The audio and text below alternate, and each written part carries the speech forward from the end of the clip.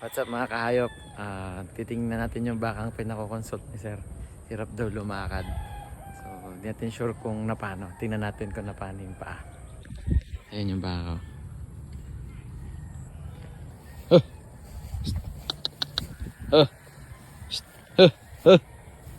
Kayo.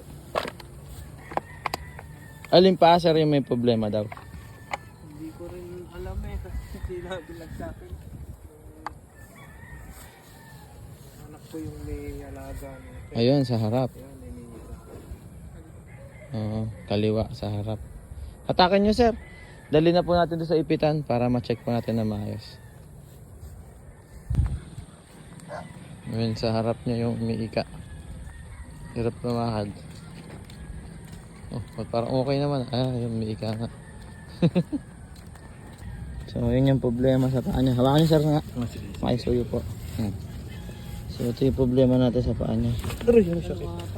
Ali, upon checking, nakita natin nasa right side pala yung problema niya. So, para siyang natusok. Kaya lang, nilinis ko na lang. Tinanggal ko kung ano pang may natira. Tapos, pagka linis ko, nag-spray lang ako ng wound spray dahil wala tayong ibang gamit. Okay na yan. And then, binigyan ko lang siya ng for pain at saka ng antibiotic para hindi mag-infection. At binilin ko rin to na wag muna ilalagay sa may basa.